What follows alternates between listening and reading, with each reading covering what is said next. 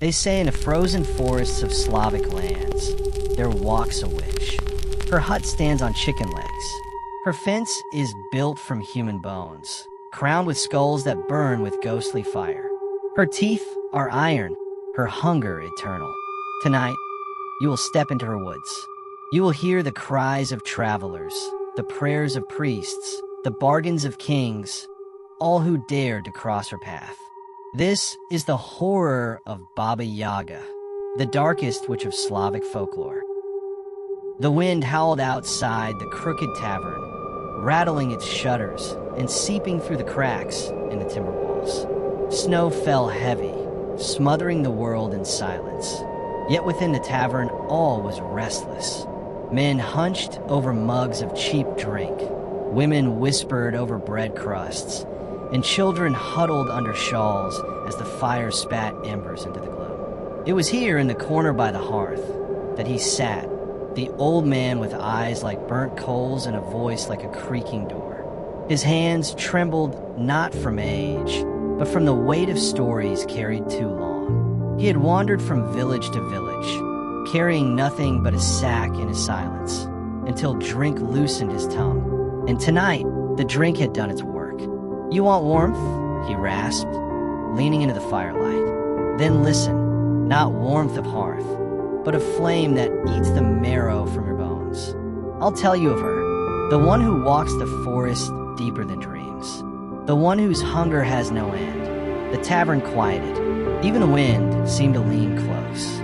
He smiled, showing teeth worn in nubs. "Her name is Baba Yaga. Remember it, for if you forget, she will not forget you." The old man's story began with iron, blood, and winter. Once long ago, there was a soldier who had fought in endless wars. He had seen comrades hacked to pieces, kings crowned and uncrowned, and villages burned until only the smell of meat remained. When peace finally came, it brought him no comfort. He wandered roads slick with frost, his sword rusting, his belly hollow. He had no family, no comrades, no coin. Only the endless march of footsteps leading him deeper into the forest. It was there, as the snow thickened, that he saw them, flickers of pale flame hovering in the dark. At first he thought them torches, but they did not sway with wind. They burned steady, cold, and unblinking. The soldier followed, for a soldier does not fear death. And then he saw it, the hut. It squatted on legs of bone, claws gouging the frozen ground. Its walls groaned as though it breathed, and its roof sagged under snow. But worse than the hut were the skulls. They lined the fence in a perfect row, jaws gaping, eyes burning with corpse fire. Each flame flickered in rhythm with the soldier's own breath. The door creaked open, and from the darkness stepped a figure. Baba Yaga. She was taller than hunger itself, with hair like rotten ropes, eyes yellow as old fat, and iron teeth that gleamed in the firelight. "Little soldier," she hissed, her voice like wind through ribs, "why do you trespass on my bones?" The soldier bowed, though his hands trembled. "Grandmother, I seek only rest. Grant me bread. Grant me a corner by your fire, and I will trouble you no more." Her grin widened. "Rest I shall give you. Fire too. But bread, bread you shall be." She clapped her hands. The hut shuddered. The skulls roared. The soldier drew his sword, rust flaking from the blade. "I have fought worse than you." Baba Yaga laughed, a sound that split the night. "Then fight, soldier. Let your last battle be against hunger itself." He charged. His blade struck sparks from her iron teeth. He swung again, cutting through the air, but her shadow was quicker. Her nails raked across his chest, tearing through armor as though it were cloth. Blood steamed on the snow. The soldier fell to his knees. His breath froze in his throat. Baba Yaga leaned close, her tongue black, her smile endless. "You march far, little soldier, but every march ends in my oven." She dragged it by the heels. The hut groaned. The skulls howled with laughter. And soon the forest smelled of roasted flesh. When the snow melted come spring, The fence bore a new skull, its jaw locked in a silent scream. The old man sipped from his mug, the fire casting shadows deep into his hollow cheeks. "Do not think only soldiers fall to her," he said. "Even the purest hearts are meat to Baba Yaga. There was once a maiden named Elena. Her beauty was the kind that silences birds and stirs envy in stones. On the eve of her wedding, she wandered too far into the forest to pluck a final flower for her hair. The sun slipped behind the trees. The woods turned black, and then came the lights, skulls burning with ghostly fire, leading her deeper step by step. She did not scream when she saw the hut. She was too enchanted, too curious. Its legs shifted like a rooster scratching the ground, its door yawning wide as though waiting for her. "Pretty dove," the crone croaked, "you come dressed for a feast. Do you not know whose feast you will be? I wish only to leave." The witch's laugh rattled the trees. "Leave? None leave. Not unless they pass my trials." Elena wept. "What trials?" Baba Yaga's eyes gleamed. "3 tasks before dawn. Weave a wedding veil from spider silk, fetch water in a sieve, and cook a meal from stone. Fail, and my oven shall have its bride." Elena tried. She gathered webs until her fingers bled, but the veil tore. She dipped the sieve, but water spilled through. She boiled the stones, but they remained hard as her tears. When the first rooster crowed, she fell before the witch. "I cannot, grandmother. I have failed." Baba Yaga leaned close, her breath thick with ash. "Then the veil shall be your shroud." She spun the girl's hair into silk, bound her limbs in it, and placed her gently in the oven. By morning, the villagers searching for their lost bride found only ashes on the wind. And that night, the skulls at the fence glowed brighter, as though smiling. The tavern's air grew thick, as though the stories themselves had weight. The old man's voice grew hoarser, yet no one dared look away. "There was once a woodsman," he said, "a man of great strength but greater hunger. His axe split trees, but his greed split his soul." The woodsman heard whispers of Baba Yaga's hut, and of the treasure she kept, golden coins, charms of power, roots that healed all ills. He thought himself clever. He thought himself strong. So one moonless night, he entered the black forest with his axe on his shoulder and fire in his heart. The lights came, skulls glowing like stars fallen into the dirt. He followed, licking his lips. The hut loomed, shifting on its talons. Its door creaked open, spilling smoke and heat. Inside, treasures glimmered. Coins, jewels, relics older than kings. The woodsman grinned. At last, he rushed inside, stuffing gold into his sack, charms into his pockets. He did not hear the door slam shut. He did not see the oven glow brighter. Baba Yaga appeared, her eyes narrow, her grin sharp. "Little thief," she whispered, "do you take what is mine?" The woodsman swung his axe. It split the air, but not her flesh. She caught it in one hand and bent the steel as if it were clay. He screamed. She laughed. "You hunger for gold. My hunger is simpler." The oven roared. Flames licked high. By dawn, the woodsman's sack lay empty by the hut's steps, the gold within melted to slag. And on the fence stood a new skull, its eyes burning with the glow of betrayal. The old man paused, his gaze sweeping the tavern. "Do you see? Soldier, bride, woodsman, it matters not. Her forest is a snare, her hut a trap, and her hunger without end." The fire popped, and a child whimpered. Someone shushed them, but all felt the same chill crawl up their spines. The stories had only just begun. The tavern's door rattled in the wind, but no one looked away from the old man. His voice drew them deeper, as though the tavern itself had become the forest.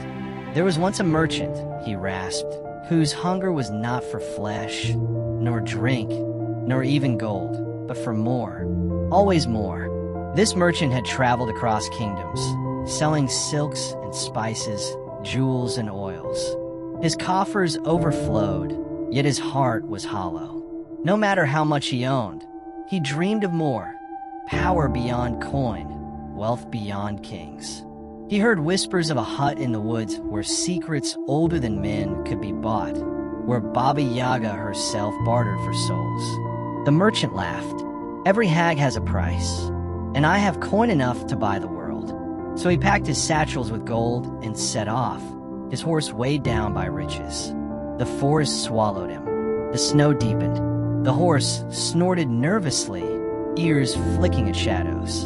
And then the skull lights came, lining a path like lanterns, their eyes burning cold. The hut stood waiting, its claws kneading the frozen ground. Smoke poured from its crooked chimney. The merchant dismounted, his boots crunching in the frost. He knocked on the door, as though it were a shop. "Open, grandmother. I come a trade." The door creaked.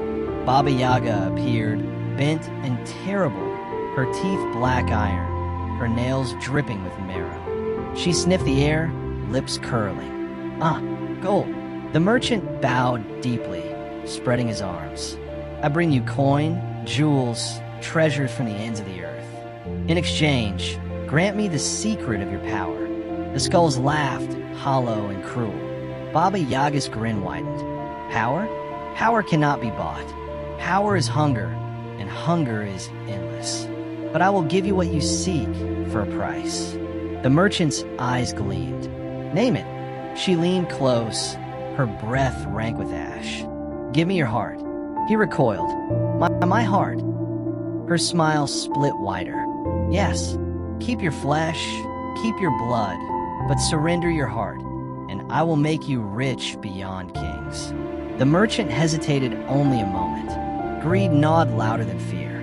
"Take it," he whispered. Baba Yaga reached into his chest. Her nails did not cut. They slipped through as though his body were smoke. She drew forth his heart, red and glistening, and bit into it with her iron teeth. The merchant did not die. He stood, chest hollow, yet still breathing. His eyes gleamed with gold light. His veins pulsed with molten coin. "Go," Baba Yaga crowed. "Spend your riches. But know this, without a heart, you will never be full." The merchant returned to the city. His coffers swelled, his palaces shone. He bought kingdoms, enslaved armies, drowned his halls in jewels. But he could not feel joy, nor warmth, nor love. His hunger was endless. He ate until his stomach split, yet starved. He drank rivers of wine, yet thirsted. And one night, alone in his golden bed, he screamed until his lungs burst. The servants found only a husk, skin stretched over bones, lips cracked, eyes burning faintly with fire. They buried him in silk. But in the black forest, Baba Yaga's fence bore a new skull, its eyes glowing with coins. The old man spat into the fire. Some think prayer will save them, but faith does not close her jaws. There was once a priest, proud and righteous, who traveled with a silver cross and a tongue sharp with scripture. When word reached him of Baba Yaga's horrors, he declared, "The devil herself hides in those woods. I will cast her down in the name of God." He set forth with only a lantern and his Bible. Snow fell heavy, but he did not falter. He sang hymns into the wind, his voice bold, his faith iron. The forest grew darker. The lantern sputtered, and then came the skull lights, hovering like fallen saints, their glow mocking his lantern's flicker. The hut loomed. The skulls grinned. Baba Yaga stepped forth, her teeth stained black, her eyes glowing yellow. The priest held high his cross. "Begone, demon. By the holy word, I banish you." Baba Yaga tilted her head.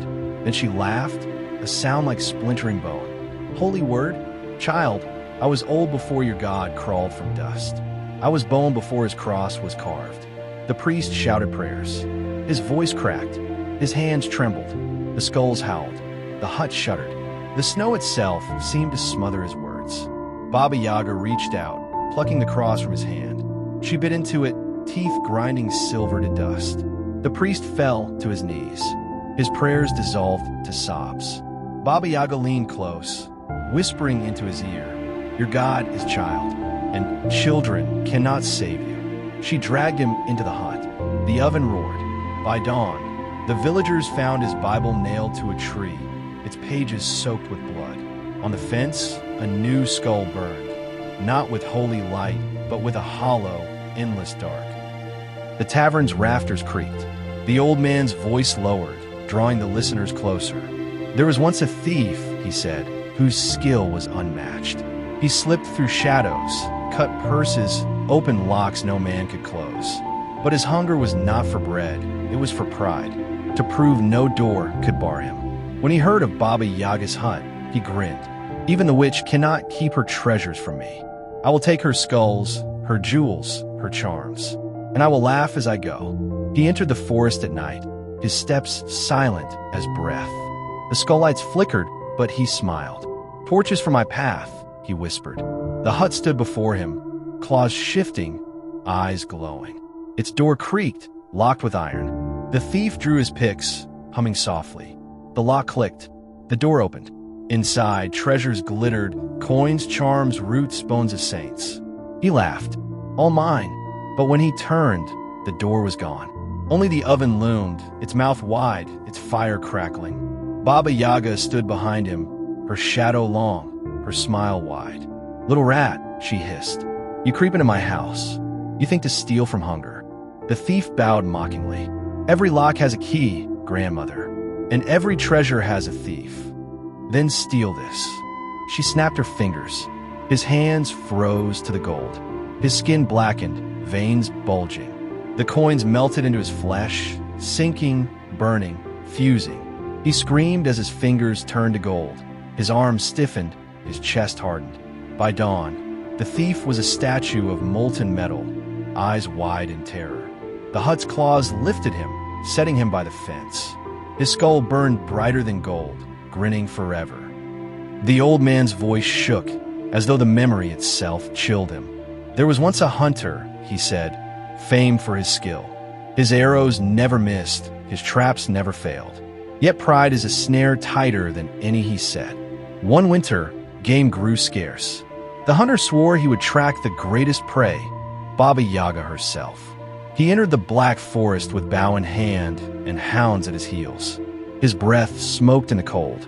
His eyes gleamed with arrogance. The skull lights flared. The hut stirred. The hounds whimpered, tails low. The hunter knocked an arrow, grinning. 'One shot,' he whispered, 'and the hag is mine.' The door opened. Baba Yaga stepped forth, her shadow vast. The hunter loosed. The arrow sang, straight, perfect, but before it struck, her hand snapped up. She caught it between two fingers. Her laugh cracked the night. 'Little dog, do you think hunger can be slain?' She snapped the arrow. The hunter staggered. His hounds turned on him, eyes glowing with skull fire. They tore at his flesh as he screamed, his bow falling to the snow. By dawn, the villagers found only bones gnawed clean, and at the fence a new skull glared, its eyes glowing red like a hunter's aim. The old man fell silent, letting the fire snap and hiss. "Do you see?" he whispered. "Greed, pride, faith, hunger, it makes no difference.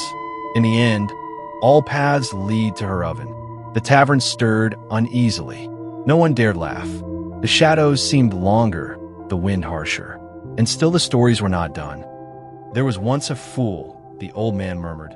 "A boy so dim the village mocked him at every turn. He stumbled through chores, forgot his words, laughed at shadows.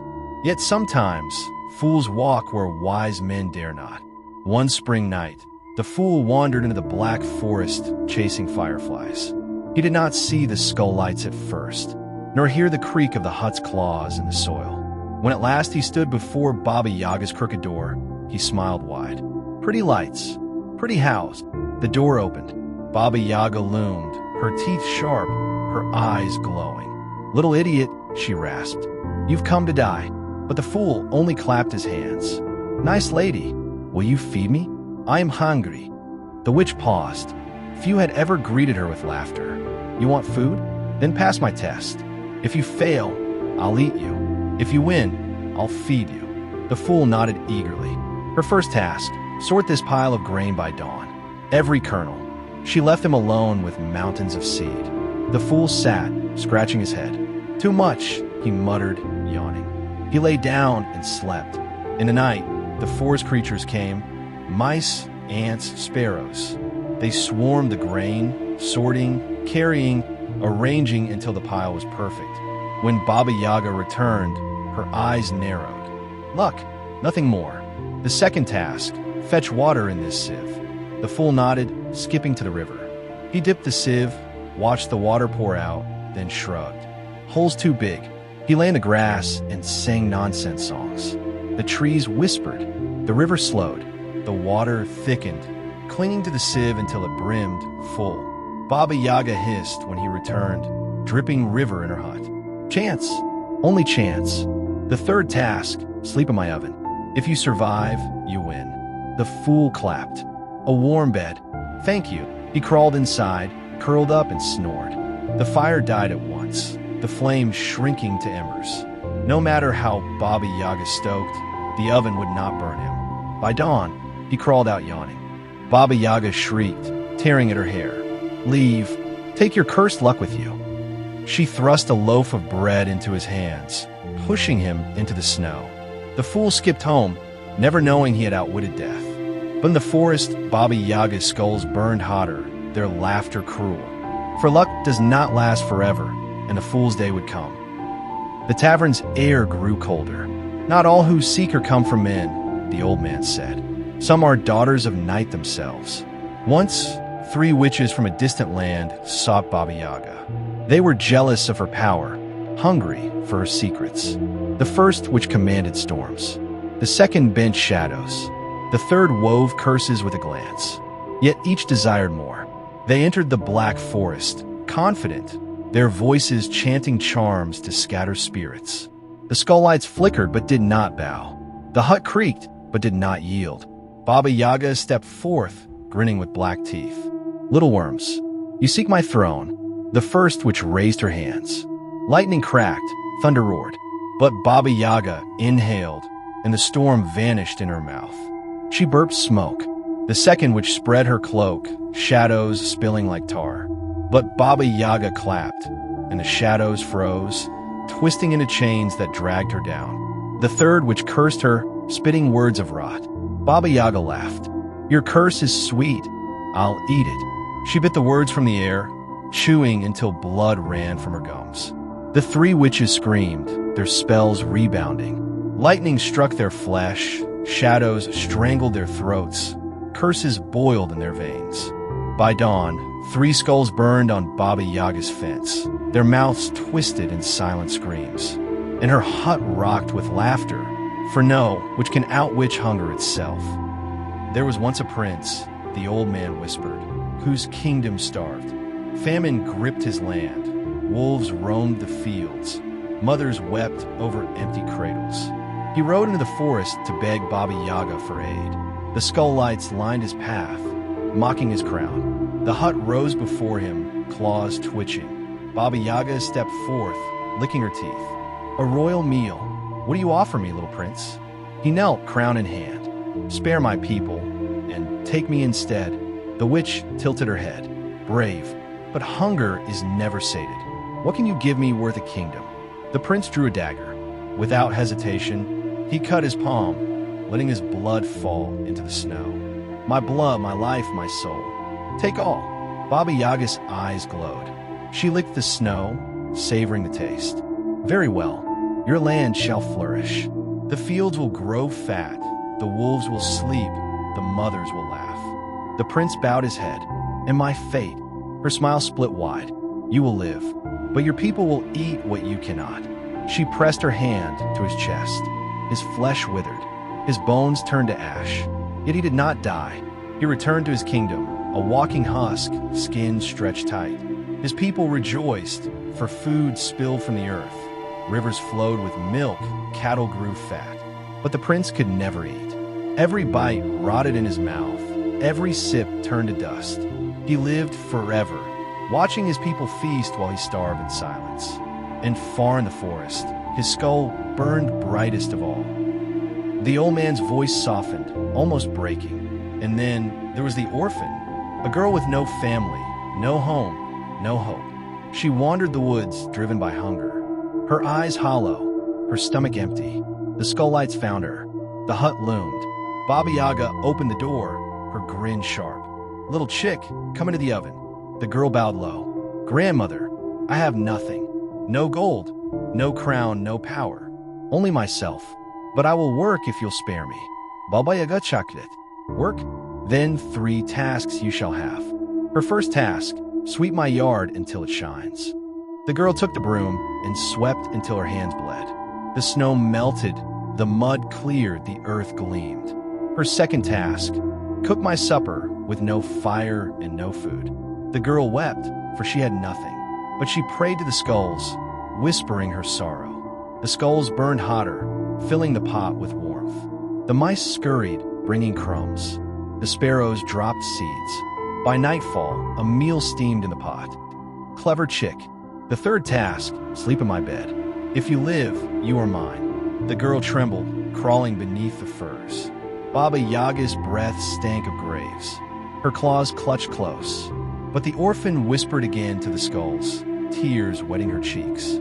The skulls wept with her. Their glow dimmed, casting the hut in darkness. Baba Yaga snorted. By dawn, the orphan still breathed. Baba Yaga hissed in fury. "Go then, chick. But take this, so you'll remember me." She pressed a skull into the orphan's hands, its eyes burning faintly. The girl fled, never looking back. And though she lived, though she grew, though she bore children of her own, at night, the skull still burned, whispering her name. The old man's voice faltered. The tavern was deathly still. "Some escaped her teeth," he rasped. "But no one escapes her hunger. Not kings, not fools, not witches, not orphans." The fire snapped. The shadows deepened. The tavern was silent. The fire had burned low, casting only embers. Shadows stretched long across the walls, twitching as though alive.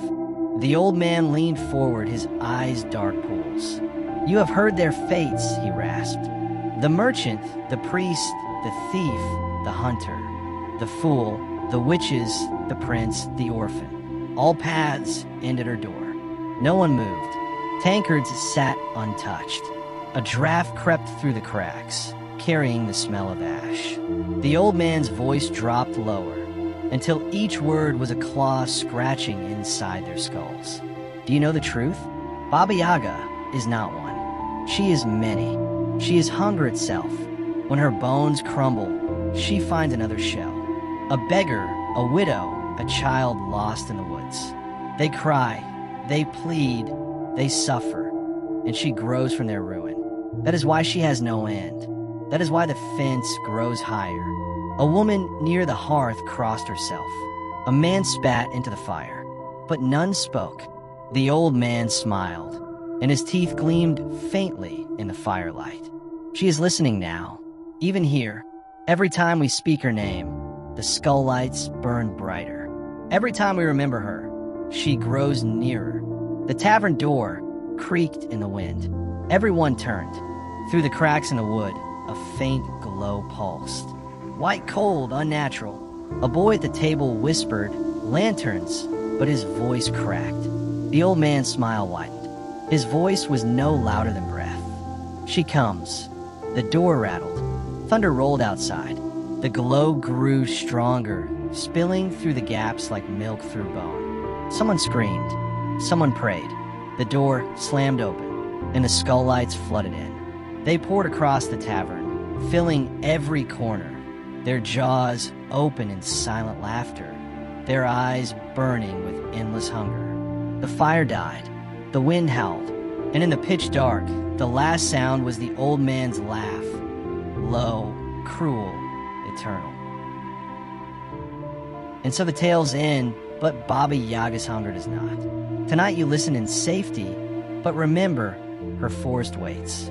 Step too deep into the snow, follow the wrong light, and you may hear her hut creak on its chicken legs, turning to face you. And if you do, pray you are not hungry enough to knock on her door. If Baba Yaga has chilled your bones tonight, Subscribe for more terrifying folklore from every corner of the world. The fire burns again soon, and another story will be told.